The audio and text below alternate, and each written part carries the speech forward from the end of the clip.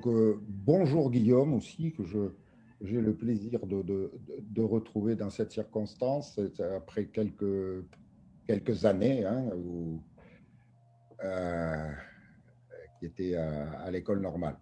Bien, donc mon nom est Jean-Paul Laumont, donc je suis directeur de recherche émérite au CNRS et j'ai l'honneur que mes collègues m'ont fait de présider donc ce jury. Voilà.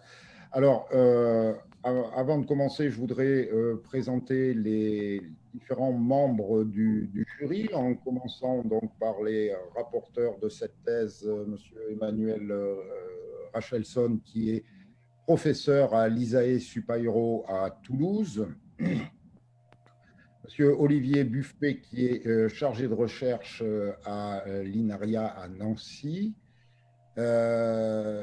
Véronique Perdereau, donc professeure à Sorbonne Université, et vos deux encadrants, donc Monsieur Olivier Sigaud, professeur à Sorbonne Université, et Nicolas Perrin, donc chargé de recherche CNRS également à Sorbonne Université à Lisieux.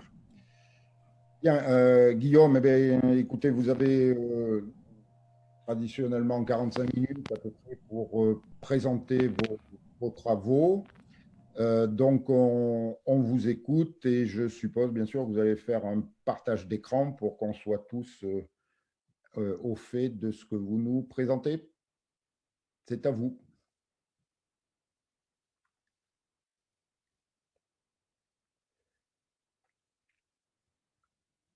Bonjour Monsieur Lombon, bonjour tout le monde. Alors effectivement, le temps d'installer tout ça, voilà.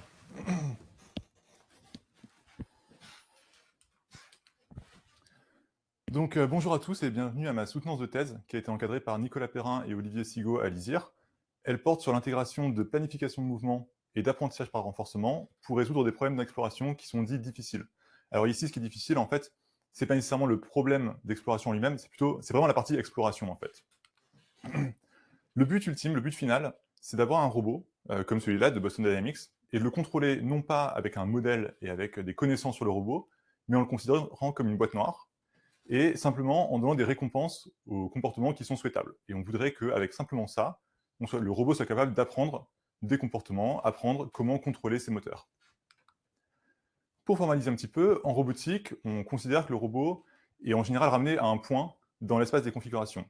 En fait, en robotique, l'objet de l'étude, c'est vraiment le robot lui-même. Et après, on va trouver sur ces configurations des contraintes, donc ou sur les configurations elles-mêmes, ou alors sur leur vitesse, par exemple. Pour faire ça, pour résoudre des problèmes de robotique, pour résoudre des problèmes de planification de mouvement, en général, on va devoir modéliser des forces, des contacts éventuellement, et également la dynamique du robot. En apprentissage par renforcement, c'est un peu différent. On va considérer comme une boîte noire, en fait, que le robot, sa configuration, sa vitesse et tous les autres paramètres de l'environnement vont faire partie du système, en fait. On appelle l'environnement tout le système, y compris le robot. Et donc ce système, il a un état, donc qui va comprendre notamment la configuration du robot, mais aussi sa dérivée et l'environnement. Sur cet état, on va pouvoir appliquer des actions, et ensuite, on va avoir une fonction de pas, une fonction de simulation, qui va, pour une action et un état, donner l'état suivant. Donc en général, on va toujours travailler en temps discret.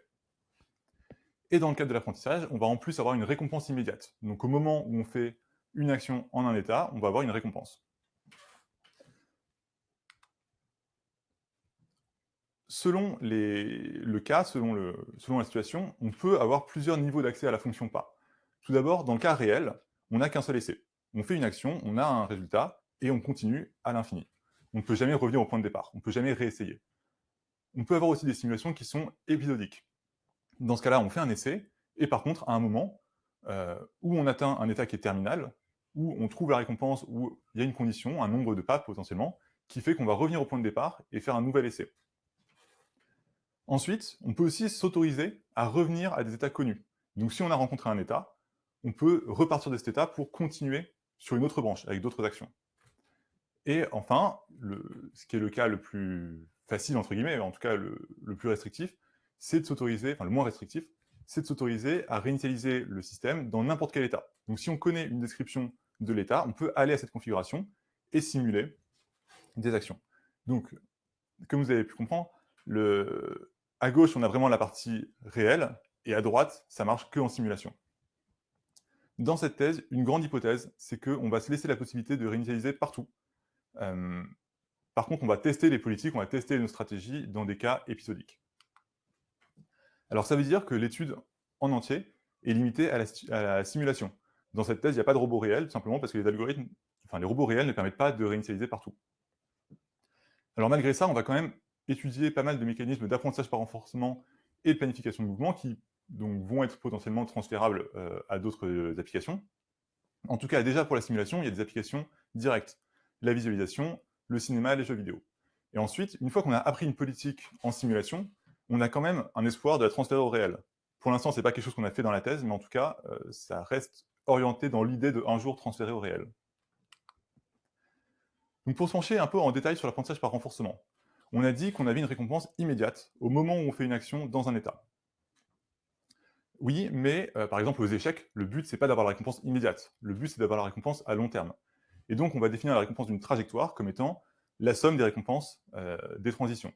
Pour que ça converge bien, on va également faire décroître la récompense dans le temps, c'est-à-dire que les récompenses futures valent moins que les récompenses immédiates. C'est une décroissance exponentielle, qui est contrôlée par un paramètre gamma, qui est le facteur d'atténuation de la récompense. Ensuite, donc, comme on a pu un peu le dire, une politique, ça va être une fonction qui, à un état, associe une action. Donc c'est le comportement. Pour une politique, on va pouvoir définir sa récompense, c'est simplement la récompense de la trajectoire générée par la politique. Et nous, ce qu'on veut, dans le cadre de l'apprentissage par renforcement, c'est trouver la politique qui maximise la récompense. Et souvent, en tout cas dans nos problèmes, l'espace d'état sera continu, donc on aura des fonctions qui sont paramétrées. Donc on voudra trouver les paramètres qui maximisent la récompense attendue. Et également dans cette thèse, tous les environnements vont être déterministes, et les politiques aussi vont être déterministes. Donc il y a une trajectoire pour une politique, en comptant un état de départ.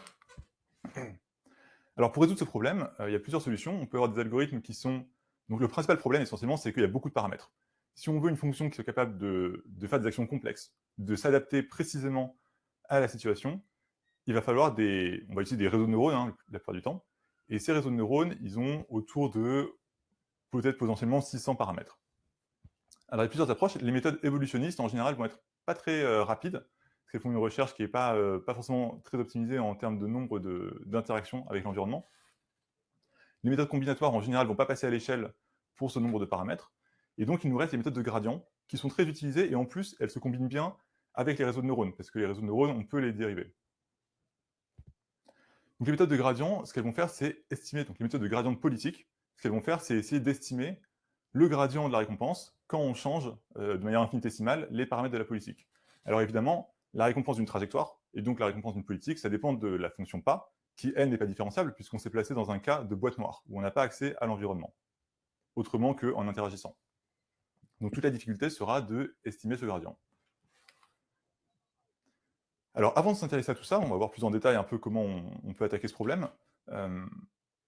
Il reste la définition de la récompense. Donc là, on parle bien de la récompense immédiate. Il y a plusieurs stratégies. La plus naturelle, peut-être, c'est de définir une récompense qui est éparse. Par exemple, aux échecs, la récompense, ce serait 0 tout le temps et 1 quand on a gagné. Pour un robot qui se déplace, la récompense, si le but c'est d'aller chercher un café et de me le ramener, la récompense, ça pourrait être 1 quand j'ai mon café. Et tout le reste du temps, la récompense immédiate, c'est 0.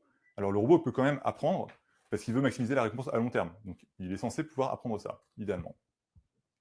On peut aussi guider le robot avec la récompense. Ça, ce serait une récompense qui serait dense. On va donner une récompense progressivement. Plus le robot se rapproche de la machine à café, plus on augmente la récompense. Alors le problème, c'est qu'on veut une solution générale, et on veut guider le moins possible le robot. En fait, tout le travail qu'on fait en définissant la récompense, c'est du travail que le robot devrait faire lui-même, d'apprendre comment aller faire la récompense, comment résoudre le problème. Donc ici, on va s'intéresser vraiment au cas de récompense éparse. Et là, le problème, évidemment, c'est que le gradient d'une politique, le gradient de la récompense d'une politique dans un environnement éparse sera en général nul. C'est-à-dire que pour n'importe quelle politique, quasiment, toutes les politiques qui ne fonctionnent pas, quasiment, si on change leurs paramètres de façon infinitésimale, eh ben, elles ne fonctionneront toujours pas. Du coup, la récompense sera toujours 0 et le gradient est nul. D'où le problème d'exploration qui se pose particulièrement dans des environnements qui sont à récompense éparse. Alors malgré ça, en apprentissage par renforcement, on a des très beaux succès, on a des robots qui arrivent à courir après un ballon, à marcher, à apprendre la marche de manière spontanée, qui est quelque chose qui est quand même assez impressionnant, et qui ouvre plein de possibilités. On s'est intéressé à l'apprentissage par renforcement, maintenant on va parler de planification de mouvement. Là, le but c'est en général de contrôler un robot.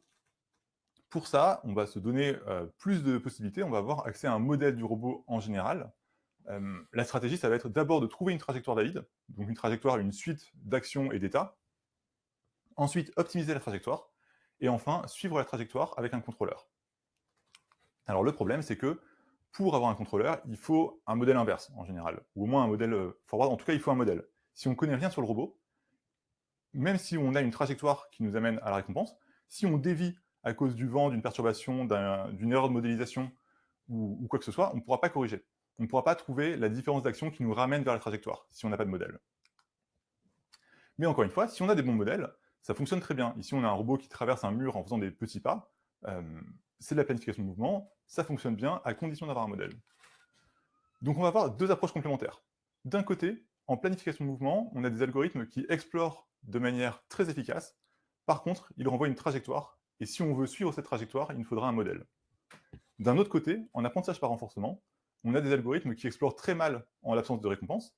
Par contre, ces algorithmes, ils sortent en résultat une politique, donc déjà un contrôleur. Il y a plein de façons de combiner ces deux approches. C'est un grand sujet d'étude qui est très important. Nous, l'approche qu'on va retenir, c'est de fonctionner en deux phases. D'abord, on va commencer par une exploration sans modèle, donc on va commencer par la planification de mouvement. Ensuite, on va transférer des connaissances, on ne sait pas encore sous quel format, à un algorithme d'apprentissage par renforcement qui va généraliser et apprendre un contrôleur à partir de ces données. Donc après cette introduction, on va voir dans une première phase la partie planification de mouvement. On verra quelques algorithmes, notamment RRT, EST et un algorithme que j'ai inventé qui s'appelle X. Et dans une deuxième phase, on va parler d'apprentissage par renforcement. Là, on va voir DDPG, qui sera l'algorithme de choix. On va voir un peu comment on peut transférer cette expérience, sous quel format. Est-ce qu'on envoie des transitions, des trajectoires, quelle information. Ensuite, on verra un algorithme qui s'appelle Plan Backplay, qui permet de résoudre de manière efficace ce genre de problème.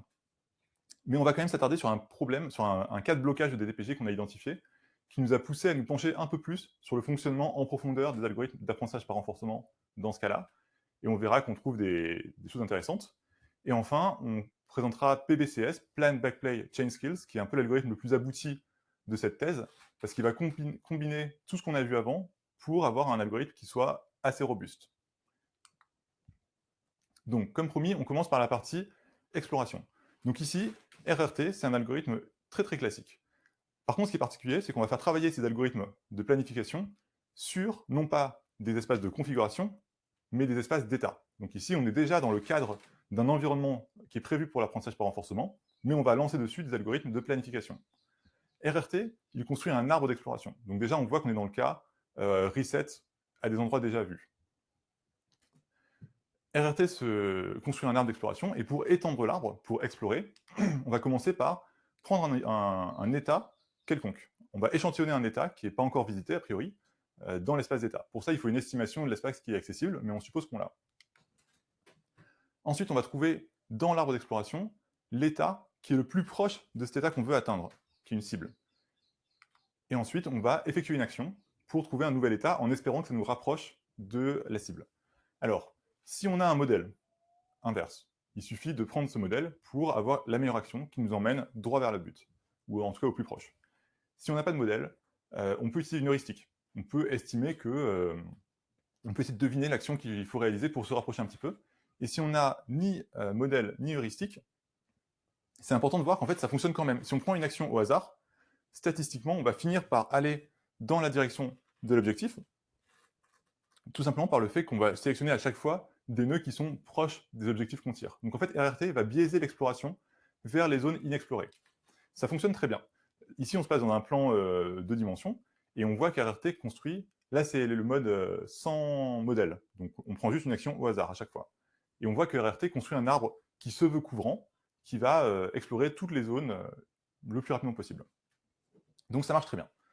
Par contre, maintenant, si on restreint l'espace accessible, mais qu'on garde l'espace complet comme zone où on va tirer les cibles, on voit que RRT va se concentrer sur la frontière. En fait, c'est logique, on lui donne des directions d'exploration. S'il est contre le mur, il va essayer d'avancer contre le mur. Et donc, il va remplir la frontière, il va explorer plus sur la frontière. Et finalement, on voit que l'intérieur de la zone accessible est exploré avec à peu près la même densité que l'intérieur quand on n'avait pas la frontière. Donc c'est important de voir que RRT fonctionne bien quand on a une bonne estimation de l'espace accessible, mais sinon, ça donne que des directions d'exploration. Si on enlève l'échantillonnage, si on enlève, en fait, on enlève quasiment tout, il reste qu'une marche aléatoire. On fait juste des actions aléatoires à l'infini. On se dit, bah, on n'aurait plus ce problème d'échantillonnage. Alors oui, mais on fait des pâtés. On fait une agglutination, on retombe sur des états déjà connus, qui vont donc être en double dans l'arbre d'exploration, à peu près en double, hein. On est en état continu. Et donc, ça va pas être efficace. On va avoir des doublons, on va s'agglutiner. Pour éviter l'agglutinement, une solution proposée par la littérature de la planification de mouvement, c'est EST, Expansive Spaces Tree. Ici, comme dans RRT, on va construire un arbre d'exploration, mais la différence, c'est la façon dont on choisit le nœud duquel on va étendre. Dans RRT, on avait pris le nœud le plus proche d'une cible. Ici, on va estimer une densité autour de chaque nœud. Donc en fait, on va prendre le nombre de voisins qui sont plus proches qu'une constante epsilon, et on va compter le nombre de nœuds dans cette boule. Et on va choisir parmi tous ces nœuds, donc on va calculer cette métrique pour tous les nœuds, et on va prendre le nœud qui est dans une zone la moins dense possible, donc celui qui a une densité locale la plus faible. De ce nœud-là, comme dans RRT, on va vouloir étendre. Et pour étendre, on va choisir des nœuds dans un voisinage, donc des nouveaux états inconnus, et on va à nouveau, pour chacun de ces états, calculer une densité locale, et on va choisir les nœuds qui ont les cibles qui ont la densité locale la plus faible possible, et faire comme dans RRT, un pas dans cette direction, donc ou avec une heuristique, ou un modèle, ou au hasard.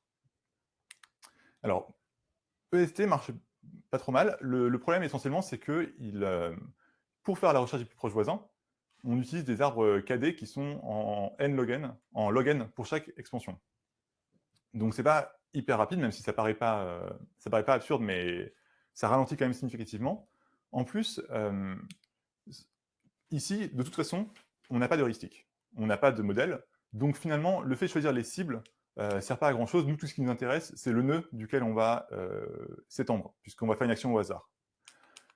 Donc finalement, EST, c'est beaucoup de choses pour pas grand chose finalement dans notre cas. En plus, le fait d'utiliser des noyaux qui sont discontinus pour calculer la densité locale, ça crée quelques blocages qu'on a pu observer. Donc on a proposé un autre algorithme qui s'appelle X. Ça ressemble un peu à EST. En fait, on va ramener l'arbre KD à un seul niveau en faisant une grille, une discrétisation de l'espace. Et pour avoir une idée de la densité, on va compter le nombre de nœuds dans la grille, dans chaque cellule. Alors, les grilles en grande dimension, ça paraît pas optimal. En fait, il faut savoir que pour tous les algorithmes d'exploration qu'on va voir, on va toujours ramener l'environnement à un espace de dimension plus faible, qui s'appelle un espace des caractéristiques. Donc, cette grille sera en dimension 2 ou 3, mais pas en dimension 50. On n'est pas en train de faire de la cryptographie, je vous rassure.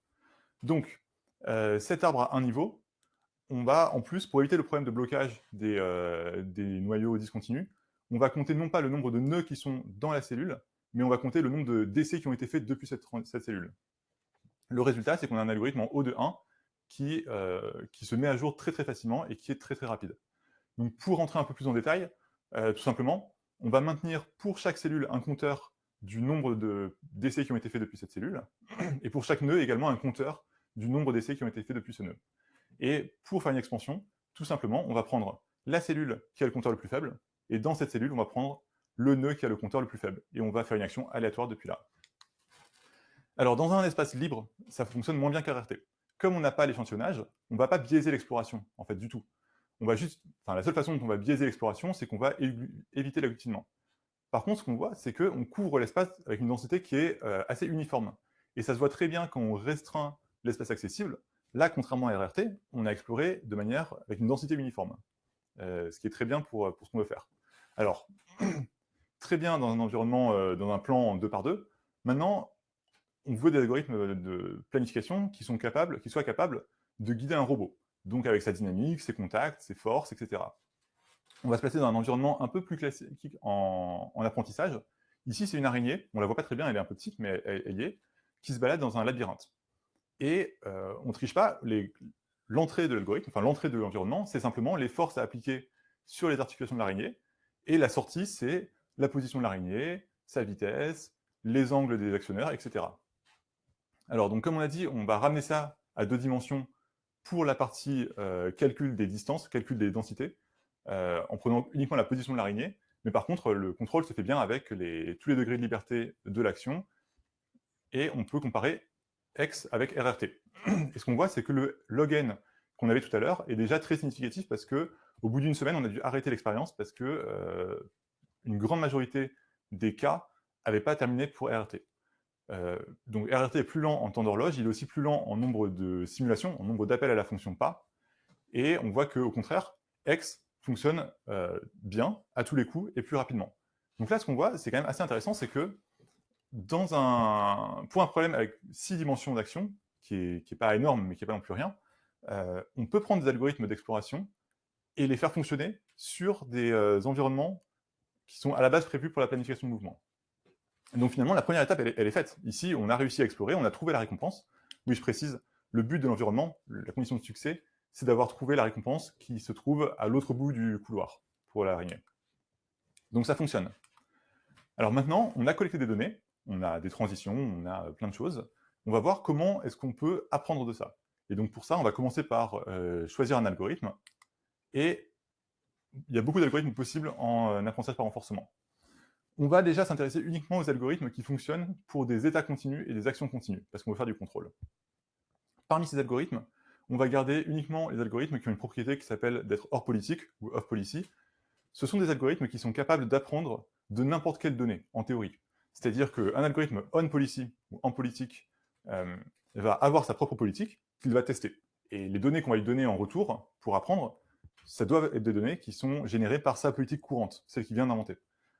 De l'autre côté, les algorithmes off policy, en théorie, on peut leur donner n'importe quelle transition et ils sont capables d'apprendre de ça. Donc évidemment, comme nous, on a plein de transitions, on a plein d'expériences de l'exploration, on veut un algorithme qui soit off policy. On va également exclure SAC, qui est un algorithme stochastique, parce que la composante stochastique de l'algorithme d'apprentissage, en général, c'est fait pour explorer. Mais ici, on a déjà exploré, donc ça ne nous intéresse pas tant que ça. Et après, il reste DDPG et TD3.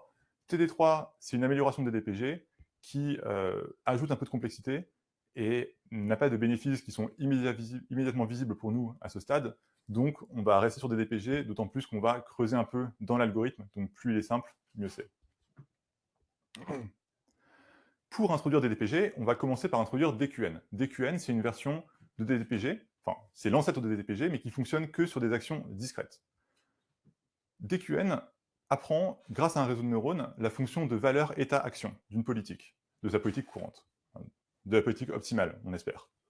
Donc pour ça, on peut la calculer avec une règle. En fait, c'est un peu comme la programmation dynamique dans un cas continu. On fait une règle de mise à jour qui s'appelle la règle de Bellman, qui permet de mettre à jour Q de SA. Donc Q, la fonction de valeur état-action, qui va estimer la récompense attendue en suivant une politique à partir d'un état donné, en supposant qu'on va commencer par une action A. Et ensuite, une fois qu'on a ça, cette règle de mise à jour, elle fait intervenir un maximum explicite sur toutes les actions possibles, donc on voit bien que ça marche que en action discrète. Et pour calculer la politique optimale, une fois qu'on a cette fonction, il suffit de faire un maximum explicite sur toutes les actions possibles. DDPG, on passe au cas continu. Donc, on ne pourra plus faire nos maximums explicites, on va devoir avoir un réseau de neurones, qu'on va appeler l'acteur, qui va estimer la politique optimale. Et cet acteur est du coup maintenant l'estimateur de la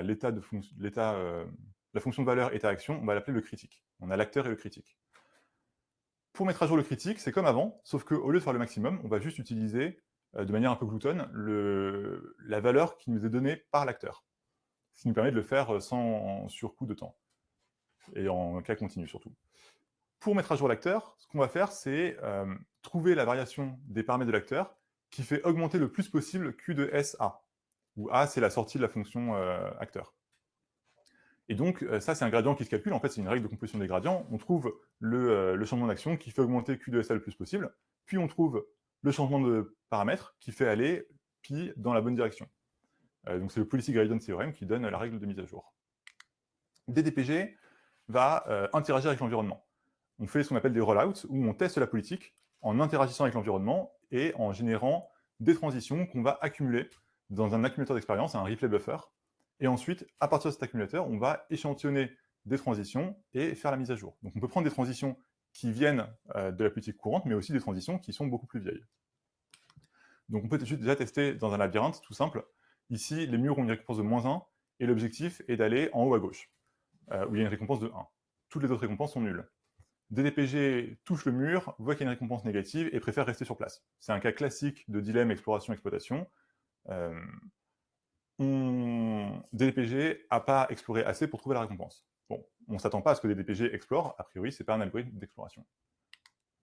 Donc maintenant, on va passer sur des DDPG hors ligne. Le principe, c'est que cet environnement, ce labyrinthe, on peut l'explorer avec X très très rapidement, et on va collecter des transitions qu'on va mettre dans un accumulateur et qu'on va donner à DDPG pour qu'il apprenne une politique optimale. Et on teste, et ça fonctionne pas du tout. DDPG a bien vu qu'il y avait la récompense, la fonction de valeur état-action a bien appris qu'il y avait une récompense, mais l'acteur suit le gradient, fonce dans le mur et n'apprend pas. Et en fait, si on regarde les transitions, alors l'astuce ici, c'est qu'on a enlevé la récompense négative sur les murs. Maintenant, les murs ont une récompense nulle. Et si on regarde les transitions, donc finalement toutes les informations qui sont données par l'algorithme de planification à l'algorithme d'apprentissage, on voit qu'on a plein de transitions qui sont un peu mélangées maintenant qu'on les a samplées, qu'on les a échantillonnées dans l'accumulateur, et notamment on ne voit plus du tout le mur. Donc ces données ne permettent pas facilement de voir qu'il y a un mur, et donc effectivement on comprend que DDPG ne fonctionne pas dans ce cas-là. Et s'il voulait fonctionner, en plus, la fonction de récompense état-action devrait être discontinue. Et approximer une fonction discontinue avec un réseau de neurones, ça pose des problèmes en général. Ce qu'on peut faire, c'est amorcer des DPG. Donc oui, on prend les données d'exploration, on les met dans l'accumulateur, mais après, on apprend une politique et on la fait interagir à nouveau avec l'environnement. Et je précise que quand on fait interagir la politique avec l'environnement, à ce moment-là, on lui rajoute un bruit pour faciliter la descente de gradient et avoir un peu d'exploration locale. Ça, c'est quelque chose de standard dans des DPG. Et donc, on va amorcer de l'accumulateur d'expérience, et après, on va continuer à le remplir avec les données d'interaction de DDPG. Et on voit que là, ça marche beaucoup mieux. Au début, comme avant, on ne voyait pas de mur. Ensuite, DDPG se cogne contre le mur, apprend qu'il y a des récompenses nulles à cet endroit-là, et contourne la fonction. Donc, l'acteur va mettre à jour le critique va mettre à jour l'acteur. C'est comme ça que c'est censé fonctionner. L'agent contourne le mur et trouve la récompense. Par contre, ce que ça montre quand même, c'est que DDPG est certes off-policy, mais ces transitions qui touchaient le mur, on les avait déjà avant. On avait déjà exploré et trouvé des transitions qui touchaient le mur. Mais il n'y en avait pas assez. C'est-à-dire que oui, DDPG est off-policy, mais pas tant que ça. C'est-à-dire qu'il ne peut pas apprendre de n'importe quoi. Il ne suffit pas qu'il y ait dedans, dans le replay buffer, les transitions qui composent la politique optimale. Les proportions sont aussi importantes. Et ça, c'est très très important. Et c'est ce qui fait aussi que cette solution ne fonctionne pas dans un cas un peu plus général. Si on rajoute juste un second mur, en fait, le temps que des DPG comprennent qu'il faut contourner le premier mur, en fait, la répartition est plus bonne dans l'accumulateur et la récompense a été oubliée. Ce qu'on va appeler un oubli catastrophique. Et là, il ne va plus jamais réussir à trouver la récompense. Donc, transmettre toutes les trajectoires, toutes les transitions, c'est pas forcément une bonne idée. Ce qu'on va faire plutôt, c'est de transmettre uniquement une trajectoire, la trajectoire qui va du point de départ au point d'arrivée. Par contre, on ne pourra plus la donner juste dans l'accumulateur. On va proposer Plan Backplay. Le principe de Plan Backplay, c'est un algorithme qui est basé sur Backplay, qui est connu, mais qui fonctionne un peu différemment. On a rajouté des composants pour la faire aller plus vite. Le principe, c'est en connaissant une trajectoire qui va du point de départ au point d'arrivée, on va entraîner des DPG non pas à partir du point de départ, mais à partir de juste à côté de la récompense. On lance des DPG et on attend qu'ils réussissent. Ça, c'est la composante critique de Backplay, c'est qu'on mesure la performance des DPG pour indiquer la vitesse de l'apprentissage. Quand des DPG réussit, on recule progressivement le point de départ jusqu'à arriver au point de départ de l'environnement. Et là, comme dans des DPG amorcés, s'il tape un mur, il va apprendre, contourner le mur, et ça fonctionne. Et on voit effectivement que cet algorithme Plan Backplay fonctionne dans des DPG, dans un labyrinthe, qu'on vient de voir ici, mieux que des DPG tout seul. Alors, Plan Backplay fonctionne mieux que des DPG tout seul, oui, mais quand même, dans un labyrinthe 2x2, donc le labyrinthe qu'on a vu tout à l'heure avec juste un mur, il fonctionne dans moins de 60% des cas. C'est quand même un cas où on prend des DPG, on le met juste à côté de la récompense, et on le recule très progressivement et on surveille de ne pas reculer trop vite pour qu'il fonctionne en permanence. Donc c'est quand même très très inquiétant que ça fonctionne que dans moins de 60% des cas. Donc là, on s'est un peu penché sur le problème pour vraiment voir en profondeur ce qui se passe dans des DPG. Donc, et ça nous amène à ce cas de blocage, justement. Donc si on regarde dans certains cas, on observe que des DPG, et c'est assez spectaculaire, part à l'opposé de la récompense, alors qu'il est tout près. Il est juste à un pas. En une action, il peut avoir la récompense, mais il part à l'opposé. Alors on peut dire, bon, DDPG, c'est pas un algorithme d'exploration, c'est un algorithme de gradient politique. Ici, le gradient politique il est nul, donc ça fonctionne pas. En plus, le bruit d'exploration, ici, on voit bien qu'il ne nous emmène pas souvent à la récompense, parce que c'est par défaut dans DDPG, le bruit d'exploration, c'est un bruit qui est d'Orstein-Uhlenbeck, qui est ajouté et qui est assez faible. Donc en fait, il peut perturber un peu l'action, mais il va jamais faire aller DDPG en sens inverse s'il a décidé d'aller à droite. Ok, ben on change le bruit. On met un bruit probabiliste, un bruit epsilon greedy, où avec probabilité epsilon, on fait une action aléatoire, et avec probabilité 1 moins epsilon, on suit la politique. Alors là, pour le coup, on trouve la récompense régulièrement. Dans l'accumulateur d'expérience, il y a plein de transitions qui contiennent la récompense. Et pour autant, DDPG continue à aller à droite. La politique ne converge pas vers une politique optimale, alors qu'on est tout près de la récompense, en dimension 2. Donc qu'est-ce qu'on fait? On passe en dimension 1. On va voir, est-ce que vraiment il y a un problème et jusqu'où on peut aller décortiquer cette histoire. Ici, on fait partir le personnage tout près de la récompense. En fait, n'importe quelle... donc l'action est entre moins 0,1 et plus 0,1. N'importe quelle action qui soit strictement négative, du point de départ, nous emmène à la récompense immédiatement. Et on voit que, bon déjà, ça fonctionne mieux avec notre bruit probabiliste qu'avec le bruit Orstein-Uhlenbeck par défaut. Par contre, ça fonctionne bien dans 99% des cas. Il reste quand même 1% des cas où le personnage ne trouve jamais la récompense, alors qu'on a le bruit probabiliste, alors que dans l'accumulateur, il y a régulièrement, voire très régulièrement, des transitions, et on a même testé de mettre la politique optimale complètement dans les rollouts à partir d'un certain temps, et même résultat.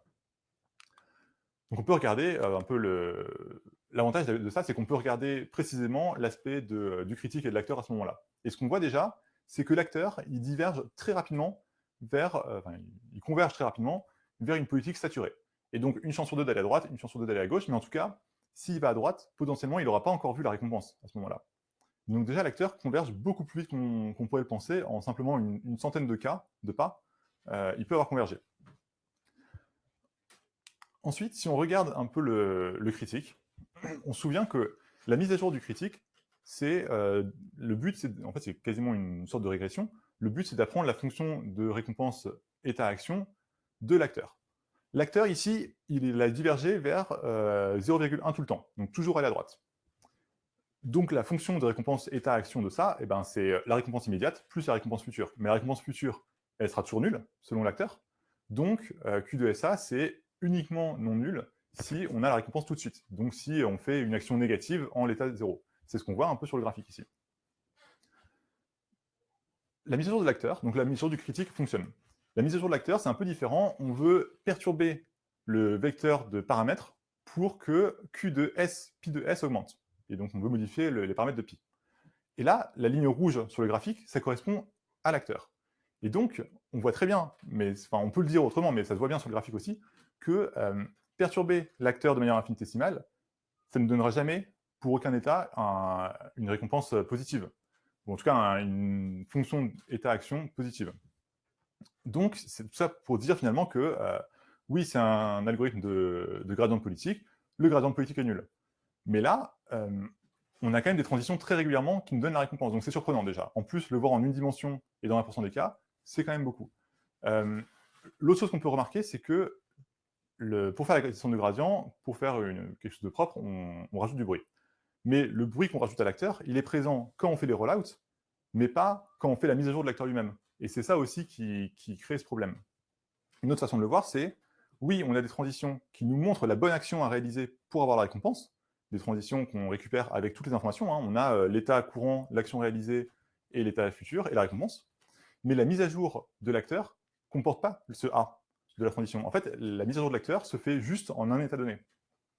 D'où ce problème. Alors, on peut élargir un petit peu, on peut se mettre dans un cas plus général, parce qu'en fait, c'est un peu une curiosité, mais c'est quand même intéressant de se dire que quand la récompense est éparse, la fonction de récompense, la fonction de valeur état-action, finalement, d'une politique, dépend que du nombre de pas avant de trouver la récompense.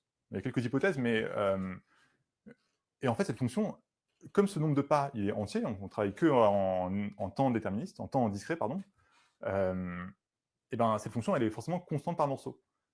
Et si elle est constante par morceau, son gradient est forcément nul. Donc en fait, ça veut dire que notre critique, on l'entraîne à converger vers une fonction qui est constante par morceau, et ensuite on utilise son gradient pour calculer une mesure de l'acteur. Donc ça, c'est pas très logique. Alors, il se trouve que pour une fois, on est sauvé un peu par l'approximation de fonction, parce que approximer une fonction constante par morceau, surtout que les morceaux sont quand même pas très éloignés, hein, parce que le gamma, le facteur de décroissance en général, il est autour de 0,99, va avoir tendance à lisser ça, et donc à faire converger quand même l'acteur. Mais c'est intéressant de le noter, et donc, d'une manière un peu théorique, mais quand même intéressante, si l'acteur converge de manière prématurée, et que le critique converge vers QPi, alors ce critique va devenir constant par morceau quasiment, et donc sa dérivée, son gradient sera nul, et l'acteur ne bougera plus. Finalement, c'est un cas de blocage qui est un peu plus général que ce qu'on a vu juste en une dimension. Alors, il y a plusieurs solutions pour ça. Hein. Une première solution, c'est de remplacer complètement la mise à jour de l'acteur. On dit, OK, le gradient de politique, ça ne fonctionne pas, on va prendre à la place un maximum explicite. On reprend comme des DPG. Alors, bien sûr, maximum explicite, on ne peut pas le faire dans le cas continu, donc on va juste échantillonner des actions possibles, prendre la meilleure action, donc la meilleure au sens de celle qui maximise Q de SA, et faire tendre l'acteur par régression vers cette action. Ça fonctionne. C'est un algorithme qu'on appelle DDPG argmax, a priori on est les premiers à proposer. Alors évidemment, ça fonctionne bien quand l'action a une dimension faible. Par contre, quand l'action a une dimension de 100, on ne va pas pouvoir échantillonner des actions de manière réaliste, d'où le gradient, bien sûr. Donc ça fonctionne déjà, ça résout le problème simple qu'on a vu facilement, mais même sur des problèmes un peu plus complexes, ici c'est au milieu, c'est Alchita, un robot qu'il faut contrôler en 3 dimensions quand même, avec 6 degrés de liberté. On voit que DDPG argmax fonctionne quand même mieux que DDPG sur la version discrétisée du problème. Et il fonctionne, le robot marche, il court. Donc, oui, mais c'est quand même surprenant. Ça passe pas complètement à l'échelle, mais ça marche quand même mieux que DDPG dans des cas où on ne s'y attend pas forcément. Une autre solution serait de revenir sur nos pas et de dire, OK, on avait abandonné SAC, qui est un algorithme à acteur stochastique, mais en fait, on se rend compte que l'exploration, on n'en a pas besoin qu'au moment du rollout, mais on en a aussi besoin pendant la mise à jour de l'acteur. Donc si on reprend SAC, effectivement, SAC ne souffre pas de ce problème. La mise à jour de l'acteur de SAC se fait sur un acteur qui est stochastique et qui en plus est contraint d'être assez large de par les propriétés de SAC. Donc en fait, SAC résout aussi ce problème. Alors, il se trouve que DDPG a plein d'autres problèmes, le nôtre est différent, et en plus il présente un contre-exemple frappant. Donc il est intéressant. Par contre, on ne va pas pouvoir forcément résoudre tous les problèmes non plus.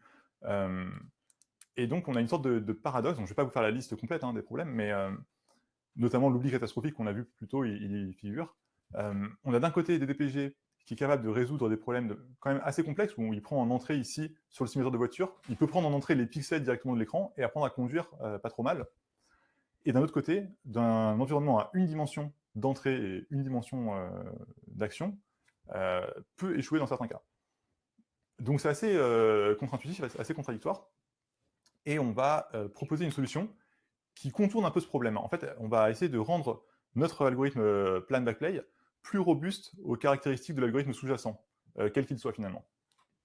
Donc pour rappel, plan backplay, ça consistait à prendre le point de départ de l'environnement et le reculer progressivement le long d'une trajectoire qui a été trouvée par de la planification de mouvement. On a vu que ça fonctionnait pas très bien parce que, on ne sait pas. On regarde en détail et on voit que certes, parfois on a le problème de DPG, le problème dont on a parlé plus tôt, où on part à l'opposé complètement, mais finalement le plus fréquent c'est quand même que ça fonctionne au début, et quand on trouve un mur, on tape dedans, et le temps qu'on apprenne qu'il y a une récompense négative au niveau du mur, ou en tout cas une récompense nulle, on change d'avis, et en fait DDPG va oublier la récompense. Donc c'est exactement l'oubli catastrophique qu'on avait plus tôt, et en plus c'est bien plus important, plus le labyrinthe est grand. Ici on voit que sur un labyrinthe 2-2, donc avec juste un mur, PB fonctionne encore à 60%, mais sur des labyrinthes plus grands avec plus de murs, ça fonctionne plus du tout. Donc, l'idée de PBCS, Plan Backpage Chain Skills, va être de se dire que, certes, l'algorithme va échouer. DDPG ne va pas réussir à apprendre à reculer, enfin PB ne va pas réussir à reculer au-delà de TOCA, TO étant la trajectoire. Mais à un moment, juste avant d'échouer quand même, on a un algorithme, on a une politique qui nous emmène de manière fiable de TOCA à tau n, la récompense de l'environnement. Donc si on arrivait à faire ça de manière un peu récursive et à apprendre aussi une politique qui va de tau 0 à TOCA, finalement, on peut suivre les deux politiques l'une après l'autre. On prend une politique pour aller de tau 0 à TOCA, puis une politique pour aller de TOCA à tau n, et ça fonctionne. Et c'est exactement ce qu'on va faire, c'est ça le chaînage de compétences. Alors, il y a plusieurs problèmes à ça. Le premier, c'est que l'espace d'état, il est continu. Donc finalement, suivre la politique pi1 pour aller jusqu'en TOCA, ça n'existe pas trop parce que TOCA, c'est un point. Donc on va être obligé de généraliser un peu et de faire un voisinage de TOCA, qu'on va appeler un ensemble, une zone d'activation. Et on va dire qu'on change de politique, non pas quand on atteint TOCA, ce qui n'est pas possible, mais quand on atteint une zone proche de TOCA. Et ensuite, on passe à la politique suivante. Ça fonctionne pas si bien. Pourquoi? Ici, on a des trajectoires qui sont apprises avec une récompense atténuée. C'est-à-dire que le but, c'est d'aller le plus vite possible vers la récompense. Ça, c'est très bien. Ça veut dire aussi qu'on a des trajectoires qui rasent les murs. Et si on change le point de départ légèrement, parce qu'ici, on part pas, quand on commence Pi2, on part pas de TOCA, on part à côté de TOCA. Alors, en fait, c'est pas du tout robuste, ça fonctionne pas du tout. Donc la solution à ça, ça va être de, au moment où on entraîne la politique, de ne pas partir forcément de la trajectoire qu'on avait trouvée d'exploration, mais un voisinage. Et ce voisinage, justement, il va faire la même taille que la zone d'activation. Donc en fait, on apprend des politiques qui sont robustes au changement de point de départ. Alors ça veut dire quand même qu'on traverse un pont. Jusqu'à maintenant, tout ce qu'on faisait, c'était réinitialiser à des états connus. Et maintenant, on passe un peu sur ce qu'on ne voulait pas faire. Ce que fait RRT aussi, c'est d'échantillonner des espaces, des états. Donc on passe en reset anywhere. Mais c'est le prix à payer pour que ça fonctionne. Un troisième obstacle, c'est que quand on entraîne la dernière politique, on veut aller vers la récompense intrinsèque de l'environnement. Donc ça, il n'y a pas de souci, on prend la récompense de l'environnement, ça fonctionne. Par contre, quand on veut entraîner pour aller vers TOCA, quand on veut entraîner la politique suivante, l'objectif, c'est plus d'atteindre la récompense de l'environnement. L'objectif, c'est d'atteindre TOCA. Et donc, on est obligé de faire encore une fois quelque chose qu'on n'aurait pas voulu faire, qui est du façonnage de récompense, du reward shaping. On va devoir définir notre récompense nous-mêmes pour entraîner l'algorithme à aller vers TOCA. Et en plus, on va le faire avec une récompense dense. Alors, pourquoi? On a dit que la récompense dense, on voulait éviter. Il y a 3 raisons d'éviter les récompenses denses. La première, c'est qu'on a peur de changer la politique optimale. Comme on change la récompense, on peut changer la politique optimale. Ensuite, on a peur de biaiser l'exploration. Aux échecs, on ne veut pas que le robot ait trop envie de garder ses pièces, par exemple. On veut, et dans un labyrinthe, si on biaise l'exploration vers la ligne droite, déjà que des DPG n'explorent pas très bien, ça va être encore pire. La troisième raison, c'est que la fonction de récompense, en général, est définie par un expert, et donc, comme on veut rester en boîte noire, on ne veut pas avoir à définir la récompense nous-mêmes de manière continue. Alors, il se trouve qu'ici, avec PB, ces 3 problèmes ne se posent pas, parce que ne pas changer pied étoile, on peut faire, il suffit de faire une fonction de potentiel, il faut définir la récompense de manière un peu, en réfléchissant un peu, mais ça fonctionne. On peut faire du façonnage de récompense sans changer la politique optimale. Ensuite, on biaise l'exploration. Ça se présente pas vraiment, parce qu'en fait, l'exploration, on l'a déjà faite. On connaît le chemin pour aller à la récompense. Tout ce qu'on veut, c'est l'optimiser et avoir un contrôleur au lieu d'une trajectoire. Donc ça, finalement, ce problème de biaiser l'exploration ne se pose pas vraiment. Et enfin, ici, on va le définir automatiquement, le façonnage, et la récompense continue, donc le troisième problème ne se pose pas non plus. Et en bonus, on va éliminer notre problème de gradient qu'on avait passé longtemps à décortiquer, puisqu'il se pose que dans des cas où la récompense est éparse. Le résultat de tout ça, c'est que ça fonctionne même très bien sur des labyrinthes assez gros. Ici, on a un labyrinthe de taille 5, donc avec beaucoup de murs, quoi. Et on voit en rouge la trajectoire trouvée par X, en violet les espaces d'activation, et en vert la politique, la suite de politiques qui va être testée et qui fonctionne. Donc, qui est composée de petits morceaux de DPG qui vont simplement d'un espace d'activation au suivant. Ça fonctionne même dans des cas plus gros, voire beaucoup plus gros. On a testé jusqu'à des labyrinthes de taille 15. Ici, voilà. Donc il faut juste un peu de temps, parce que c'est pas très rapide, mais ça fonctionne. Donc en conclusion, les avancées de cette thèse, on va avoir déjà l'algorithme X pour l'exploration d'espaces d'état. Donc c'est pas la panacée, RRT reste état de l'art largement dans plein de cas, mais X fonctionne bien dans certains environnements. Ensuite, on a le problème de gradient dans nos DPG qu'on a identifié. On a PB Plan Backplay, où la grande contribution, ça va être l'adaptation automatique de la vitesse d'apprentissage à la performance de l'algorithme sous-jacent des DPG. Et dans PBCS, ici, ce qui va être intéressant, c'est la véritable synergie entre l'apprentissage en sens inverse et le chaînage de récompense. C'est-à-dire qu'on va déclencher le changement de compétence quand on détecte que PB commence à échouer. Ça, c'est quelque chose qui, a priori, est nouveau. Alors, il reste beaucoup de choses à faire. Tout d'abord, le Reset Anywhere, on a dit qu'on le faisait parce qu'on n'avait pas le choix, mais en vrai, c'est vraiment un problème. Pourquoi? Par exemple, j'aurais voulu vous montrer ici le Ant Maze, l'araignée dans le labyrinthe, qui traverse un labyrinthe de taille 15 de manière autonome en boîte noire. Ça ne marche pas. Pourquoi ça ne marche pas? Parce que le Reset Anywhere, le fait d'échantillonner un état proche d'un état connu et ensuite partir de là pour l'apprentissage, ça fonctionne bien dans un labyrinthe, et encore. Par contre, sur une araignée, sur un problème de robotique, si on perturbe l'état, on va juste tomber sur une configuration qui est impossible. L'araignée, elle va être soulevée en l'air, ou au contraire par terre, pas stable. Enfin, on n'arrivera jamais à apprendre avec ça. Donc ça ne fonctionne pas vraiment dans le cas général, c'est une limite qu'on voudrait lever. Ça nous amène aussi au fait que la forme circulaire des ensembles d'activation est aussi arbitraire. C'est un peu le même problème. Les sphères dans les espaces d'état, ça n'a pas forcément un sens très, très intéressant. Ensuite, là, on voit quand même qu'on génère beaucoup de politiques. Il y a beaucoup d'ensembles d'activation. Finalement, DDPG, il apprend que à faire des lignes droites, quasiment, hein, il y a quelques virages, mais c'est pas très intéressant. Nous, ce qu'on voudrait, c'est confier le plus possible du travail à DDPG, parce que c'est lui qui sait faire l'optimisation, c'est lui qui sait faire des contrôleurs robustes, et garder le minimum pour le générage de compétences. Et ça, on voit que c'est pas encore ça. Idéalement, il faudrait un meilleur algorithme sous-jacent. Donc les perspectives, à court terme, ce qu'on pourrait faire pour résoudre le problème du Reset Anywhere, c'est qu'en fait, ce qu'on veut, c'est pas forcément des états qui soient proches de Toka. Ce qu'on veut, c'est des états desquels Toka est facilement accessible. Donc une solution serait de prendre un simulateur et le faire fonctionner en sens inverse pour avoir des états initiaux qui soient proches de Toka au sens de la fonction de pas de l'environnement. Une fois qu'on a ça, il faudrait aussi utiliser un classifieur, pour définir les zones d'activation, pour savoir quand est-ce qu'on passe d'une transition d'une politique à l'autre. À moyen terme, ce serait bien d'avoir des algorithmes qui soient plus stables. On a vu que DDPG avait beaucoup de problèmes. TD3 en résout une partie, mais pas tous. Et idéalement, plus l'algorithme sous-jacent est stable, moins il va avoir ce problème d'oubli catastrophique, et plus on va pouvoir lui confier du travail et garder le chaînage de compétences pour les cas vraiment extrêmes. Et enfin, avec tout ça, on espérerait faire fonctionner PBCS sur le labyrinthe avec la fourmi qu'on a vu. Une fois qu'on a ça, à long terme, on peut imaginer déjà transférer au réel, parce que ces politiques, on peut les appliquer au réel et ensuite continuer à apprendre pour perfectionner et faire fonctionner correctement. C'est quelque chose qui est régulièrement tenté, mais qui n'est pas du tout évident. Et enfin, idéalement, on aimerait généraliser les compétences. Une fois qu'on a appris à traverser un labyrinthe, qu'est-ce qu'on peut en déduire, qu'est-ce qu'on peut en retenir pour réussir à traverser d'autres labyrinthes plus rapidement? Et pourquoi pas, sans refaire un tour en simulateur. Donc merci pour votre écoute, et je vais prendre vos questions si vous en avez.